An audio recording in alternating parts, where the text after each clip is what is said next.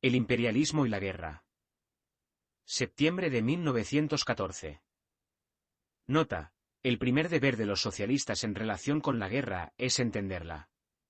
El hecho de que tengamos una clave para el acertijo que desconcierta a la inteligencia nacional nos da una gran ventaja en la actual campaña política. El siguiente artículo es una aplicación de los principios socialistas al problema fundamental que exige solución. Obtiene autoridad por el hecho de que, excepto los últimos párrafos, fue escrito varias semanas antes del estallido de las hostilidades. Fue publicado en Die Neue Zeit el 11 de septiembre. La producción industrial recibe un fuerte impulso del desarrollo del sistema salarial, la sustitución de la producción capitalista por la producción simple. El capitalista, como capitalista, no trabaja en la preocupación de la que extrae sus ganancias. El pequeño productor independiente, trabajando con sus propias manos, tiene motivos para acortar las horas de trabajo. Estos motivos no existen para el capitalista. Debe tenerse en cuenta, por supuesto, que aquí se hace referencia al artesano de la época en que el trabajo independiente estaba en su apogeo, antes de que fuera reducido a un estado de miseria frenética por la competencia de los capitalistas. El capitalista tiene a sus hombres trabajando para él. Su incomodidad no es nada para él. Cuanto más largas sean sus horas, mayores serán sus ganancias. Pero el capitalista individual debe encontrar algún otro medio para aumentar la producción. El desarrollo en esta dirección tiene limitaciones físicas definidas. Pero no existe tal limitación con respecto al número de trabajadores que pueden ser empleados.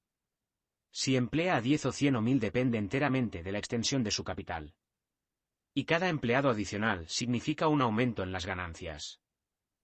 Con el aumento de la inversión de capital y el mayor número de trabajadores vienen, naturalmente, maquinaria mejorada, mayor división del trabajo, métodos mejorados para asegurar las materias primas y comercializar el producto. Por lo tanto, no importa cuán rápido haya aumentado el número de trabajadores en cualquier industria, la cantidad de capital invertido por trabajador ha crecido mucho más rápidamente. Y en la medida en que las ganancias del capitalista individual han crecido, también ha crecido la suma que no puede consumir. Esta acumulación debe reinvertirse constantemente si se quiere continuar el proceso capitalista. En este punto aparece una tremenda diferencia entre la agricultura y la industria. Las posibilidades de inversión en uno son inmensamente mayores que en el otro.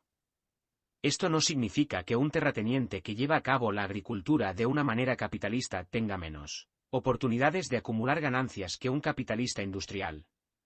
Pero sí significa que en cualquier distrito dado las posibilidades de invertir capital en la agricultura son más limitadas que las posibilidades de invertirlo en la industria. Las causas de esta diferencia se encuentran en diversas consideraciones técnicas y sociales. La agricultura tiene que ver con la producción y reproducción de organismos vivos. Este proceso no puede ser facilitado o extendido arbitrariamente a través del aumento en el número de trabajadores dedicados a él. La industria, por el contrario, puede desarrollarse indefinidamente mientras la oferta de mano de obra y materia prima se mantenga. Por otro lado, la industria es mucho menos dependiente de la tierra que la agricultura. Si un capitalista industrial tiene suficiente dinero, tendrá pocas dificultades para aumentar el número de sus empleados de 10 a 100. Casi siempre puede asegurar la tierra que es necesaria para la ampliación de sus edificios. El capitalista agrícola está en una posición diferente. Si quiere contratar 10 veces más hombres que hasta ahora, debe tener 10 veces más tierra. Pero la tierra más allá de sus fronteras es propiedad privada de sus competidores. Incluso si es capaz de asegurar la tierra de estos, simplemente se hará cargo de sus trabajadores, por lo tanto, el número de trabajadores empleados en el distrito no aumentará. En un país establecido, un aumento en el número de trabajadores agrícolas está fuera de discusión a menos que haya un cambio en los métodos de producción. En la industria, sin embargo, puede haber en un país o región un aumento en el número de preocupaciones, en su tamaño promedio y en el número total de trabajadores empleados, incluso sin ningún cambio en los métodos de producción. Y las mejoras técnicas en la producción afectan a la industria y la agricultura de manera diferente. En ambos, sin duda, tienden a disminuir el número de trabajadores en proporción a la cantidad de capital invertido y el producto resultante. En la industria, sin embargo, esta disminución ha sido solo relativa, nunca absoluta. En lugar de una disminución en el número de trabajadores, Ha habido un rápido aumento en el capital invertido y la cantidad del producto.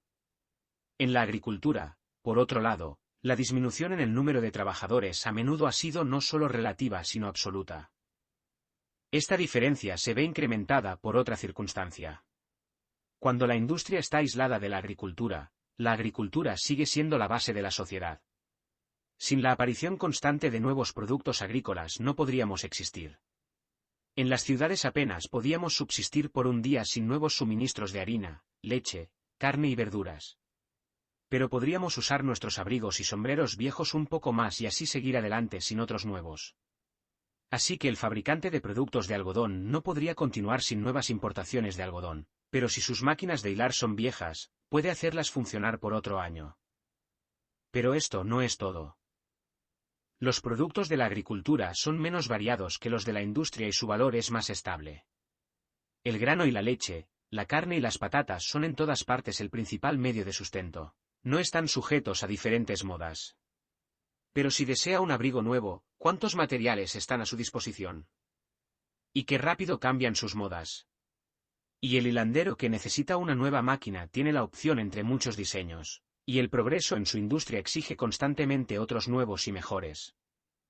Todo esto se traduce en el hecho de que se encuentra en la industria capitalista un factor poderoso que apenas aparece en la agricultura, incluso cuando se lleva a cabo capitalistamente.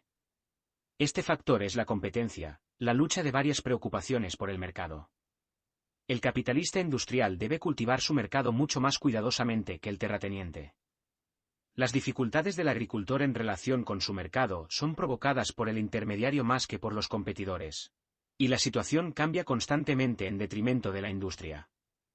El capital industrial aumenta constantemente y la agricultura se arrastra cada vez más en la retaguardia. La población industrial crece constantemente y demanda mayores cantidades de productos agrícolas para su sustento y materia prima. Y durante este tiempo, naturalmente, la población agrícola está creciendo relativamente, si no absolutamente, más pequeña y su demanda de los productos de la industria está disminuyendo constantemente. En la lucha de la competencia, la empresa más grande y mejor equipada tiene una ventaja sobre las demás. Cuanto más amarga se vuelve la competencia, mayor es la necesidad de cada preocupación de ampliar su planta y mejorar su equipo. Hasta ahora hemos visto la acumulación de capital solo desde el punto de vista de la conveniencia del capitalista individual. Ahora debemos verlo desde un punto de vista diferente. Es más que una conveniencia, es una necesidad. El crecimiento de su industria se convierte para el capitalista en una condición necesaria de vida. No puede esperar hasta que haya una mayor demanda de sus productos. Debe aumentar su producción, y si la demanda no aumenta naturalmente, debe ser alimentada artificialmente. La intensidad de la competencia es el resultado del hecho del ímpetu hacia la acumulación de capital y el aumento de la producción es mucho mayor en la industria que en la agricultura. Este hecho, que es en primer lugar el resultado de la diferencia entre la industria y la agricultura, se convierte en una causa del aumento de esta diferencia. Esta situación presenta un problema importante. La industria debe desarrollarse rápidamente bajo condiciones capitalistas o la sociedad se hundirá en la miseria. La agricultura está constantemente alejando a los trabajadores. Incluso donde el número de trabajadores agrícolas permanece estacionario, el aumento de la población se envía a las ciudades. La industria está atrayendo constantemente a un número cada vez mayor. El desempleo se produce instantáneamente si la industria no se desarrolla con suficiente rapidez. Por otro lado, cuanto más feroz se vuelve la competencia, más capitalistas se ven obligados a expandirse. Si el mercado no se mantiene al tanto de esta expansión, el capitalista mira a la bancarrota a la cara. Pero si la industria va a expandirse, la agricultura debe seguir su ritmo. Debe proporcionar mayores cantidades de materias primas y medios de vida, y debe, también, consumir los productos de la industria con los que se compran los de la agricultura. ¿Cómo es esto posible si la acumulación de capital continúa mucho más rápidamente en la industria que en la agricultura? Malthus vio que la población aumenta geométricamente, es decir, como la progresión 1, 2, 4, 8, 16, etc., mientras que los medios de vida aumentan aritméticamente, es decir, como la progresión 1, 2, 3, 4, 5, etc. Él veía esto como la ley de la población. En realidad, sin embargo, resulta ser una ley de acumulación capitalista. Como tal, es menos terrible de lo que Malthus concibió que fuera. De acuerdo con ella, la población industrial de una región aumenta en proporción a las series 1, 2, 4, 8, 16, mientras que la población agrícola permanece estacionaria o disminuye. Y al mismo tiempo, el producto total de un trabajador industrial aumenta mucho más rápidamente que el de un trabajador agrícola. A la industria de cualquier distrito le resultaría imposible continuar con la acumulación necesaria para su existencia continua si se limitara a los mercados de ese distrito. La acumulación capitalista en la industria solo puede proceder libremente cuando la región agrícola que suministra su materia prima y consume sus productos se amplía constantemente. Dado que la producción agraria tiene una doble relación con la industria, una ruptura entre ellas puede manifestarse de dos maneras. Hubo un tiempo en que el mercado de los productos de la industria en los distritos agrícolas no aumentará tan rápidamente como la producción, luego tenemos lo que se llama sobreproducción. En otro momento, la agricultura no producirá una cantidad suficiente de materia prima y alimentos, y luego tenemos el aumento del costo de vida. En la medida en que estos fenómenos no son el resultado de otras consideraciones que se encuentran fuera de los límites de la presente discusión, están estrechamente relacionados. Cualquiera de ellos puede conducir rápidamente al otro. El aumento de los precios conduce a un pánico, que es simplemente otro nombre para la sobreproducción, y el pánico conduce a una caída de los precios. Por otra parte, el esfuerzo constante de la industria para aumentar la región agrícola a través de las relaciones con las que desarrolla su actividad puede adoptar las formas más variadas. Es cierto que este esfuerzo es necesario para la existencia continua del capitalismo, pero esto no significa que el capitalista se vea obligado a recurrir a ningún método particular de expansión. Una forma de esfuerzo en esta dirección se llama imperialismo. Esto fue precedido por otro conocido como libre comercio. Hace medio siglo, este último era considerado como la última palabra del capitalismo, tal como lo es hoy el imperialismo. El libre comercio se convirtió en un principio controlador a través del predominio de la industria capitalista de Inglaterra. Gran Bretaña iba a ser el taller del mundo y el mundo iba a ser una poderosa región agraria para la explotación de Inglaterra, para tomar los productos de Inglaterra y proporcionar a Inglaterra las materias primas y los medios de sustento necesarios. Pero este hermoso sueño llegó rápidamente a su fin. Los estados agrarios tienden constantemente a construir su propia industria. Al principio fueron los países de Europa Occidental y los estados orientales de América los que pasaron por esta fase y se convirtieron en competidores contra Inglaterra. Se opusieron al libre comercio inglés con sus sistemas arancelarios. Su idea era dividir las ventajas del comercio con las regiones agrarias del mundo entre las grandes potencias industriales. Inglaterra tuvo que defenderse contra este movimiento, y este fue el comienzo del imperialismo. El imperialismo fue especialmente fomentado por el sistema de inversión de capital en los países agrarios. Se construyeron ferrocarriles para desarrollar los recursos de regiones poco pobladas. Para protegerlos y asegurar su funcionamiento era necesario tener gobiernos que pudieran y velaran por los intereses de los capitalistas. Los gobiernos locales de los capitalistas naturalmente sirvieron a estos propósitos de manera más eficiente. Estas observaciones se aplican también a las grandes inversiones destinadas al desarrollo de minas o cualquier otra fuente de riqueza. Así se desarrolló con la tendencia a exportar capital a tierras agrarias el esfuerzo por reducir estas tierras a un estado de dependencia política. Otro elemento de la situación operaba en la misma dirección. Ya se ha observado que existe una tendencia en todas las regiones agrarias a desarrollar una industria independiente. En caso de que un país en el que se haya invertido capital extranjero sea capaz de desarrollar su propia industria y mantener su independencia política, el beneficio de los capitalistas extranjeros es solo temporal, como en los Estados Unidos y Rusia.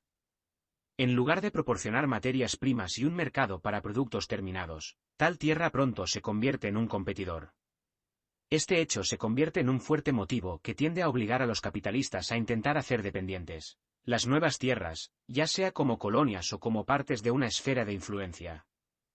A través de la obstaculización de la industria por medio de una legislación desfavorable, esperan mantener los agrarios.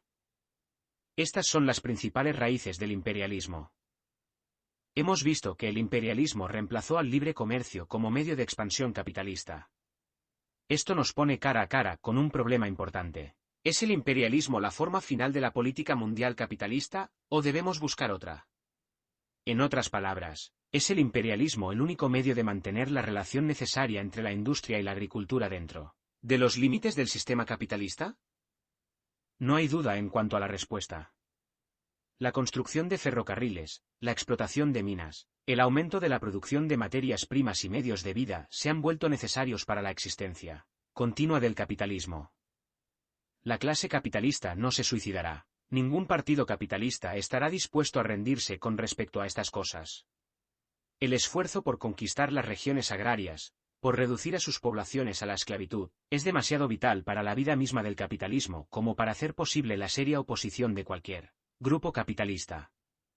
El sometimiento de estas tierras cesará solo cuando sus poblaciones o la clase obrera de los grandes países industriales se vuelvan lo suficientemente fuertes como para detenerse. Esta fase del imperialismo solo debe ser conquistada por el socialismo. Pero el imperialismo tiene otra fase. El esfuerzo por someter y mantener las regiones agrarias ha dado lugar a graves conflictos entre las grandes potencias capitalistas. Estos conflictos provocaron la tremenda competencia en armamentos que finalmente ha resultado en la Guerra Mundial, largamente profetizada.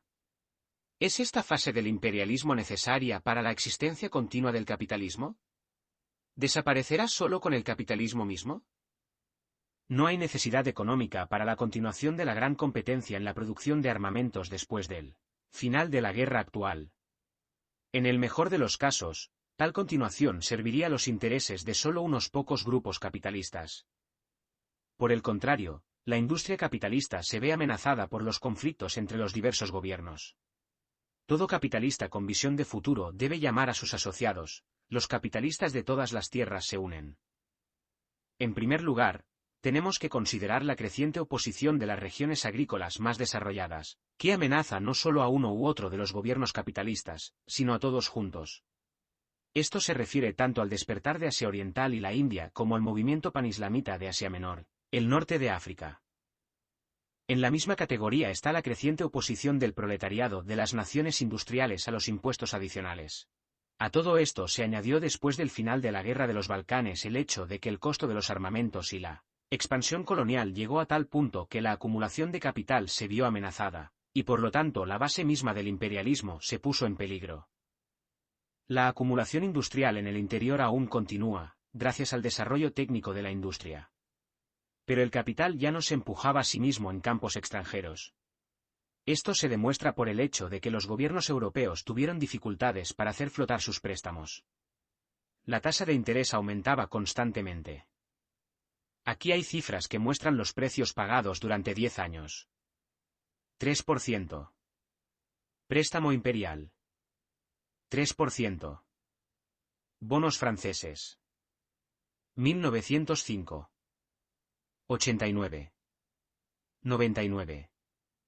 1910. 85. 97. 1912. 80. 92. 1914. 77. 83. Esto empeorará en lugar de mejorar después de la guerra si el aumento de armamentos continúa haciendo sus demandas en el mercado monetario. El imperialismo está cavando su propia tumba. En lugar de desarrollar el capitalismo, se ha convertido en un medio para obstaculizarlo. Pero esto no equivale a decir que el capitalismo está al final de su atadura. Mientras sea posible que el capitalismo de los viejos países proporcione una expansión suficiente del dominio agrícola, puede seguir desarrollándose. Puede, sin duda, ser destrozado por un levantamiento de la clase obrera. Pero hasta que no haya agotado los recursos de las regiones agrícolas que puede hacer subsidiarias de sus actividades, no perecerá necesariamente en un cataclismo económico. Tal bancarrota económica sería acelerada por una continuación de la actual política imperialista. Esta política no puede continuar por mucho más tiempo. Si el imperialismo fuera necesario para la existencia continua del método capitalista de producción, estos argumentos en su contra causarían poca impresión en la mente capitalista. Pero causarán una profunda impresión si el imperialismo es solo uno entre varios medios para lograr este objetivo. Podemos decir del imperialismo lo que Marx dijo del capitalismo. El monopolio crea competencia y la competencia crea monopolio.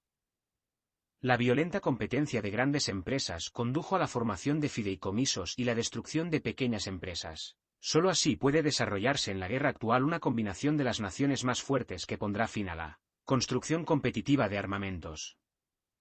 Desde un punto de vista puramente económico, por lo tanto, no es imposible que el capitalismo entre ahora en una nueva fase, una fase marcada por la transferencia de métodos de confianza a la política internacional, una especie de superimperialismo. La clase obrera se vería obligada a luchar contra esta nueva forma de capitalismo como lo hizo con la antigua, pero el peligro de ella radicaría en una nueva dirección. Este análisis se completó antes de que Austria nos sorprendiera con su ultimátum a Serbia. El conflicto entre estas dos naciones no fue el resultado de tendencias imperialistas solamente. En Europa del Este, el nacionalismo todavía juega un papel como fuerza revolucionaria y el conflicto actual tiene una causa nacionalista e imperialista. Austria intentó llevar a cabo una política imperialista. Anexó Bosnia y parecía estar a punto de incluir a Albania en su esfera de influencia. A través de estas actividades despertó el espíritu nacionalista de Serbia, que se sintió amenazado por Austria, y por lo tanto, se convirtió en un peligro para el gobierno austriaco. La guerra mundial se produjo, no porque el imperialismo fuera necesario para Austria, sino porque Austria, debido a la peculiaridad de su organización, se puso en peligro por seguir una política imperialista. Tal política solo puede ser seguida con éxito por un Estado que esté internamente unido y que tenga como campo de operaciones una región muy por detrás de ella en civilización. Pero en este caso, un Estado dividido contra sí mismo, un Estado medio eslavo en población, intentó llevar a cabo una política imperialista a expensas de un Estado vecino eslavo que es bastante igual en civilización a las partes adyacentes de su enemigo imperialista. Tal política solo podría traernos resultados tan terribles a través de los conflictos de intereses entre otras grandes potencias que habían sido fomentados por el imperialismo. No todas las consecuencias de la lucha actual son todavía evidentes. Puede conducir a un aumento de los armamentos en este caso, la paz que seguirá será solo de la naturaleza de la tregua. Pero desde un punto de vista puramente económico no hay nada que impida que resulte en una santa alianza de imperialistas. Cuanto más dure la guerra, cuanto más agote a todos los participantes, más nos acercaremos a esta última solución, sin importar cuán improbable pueda parecer en la actualidad.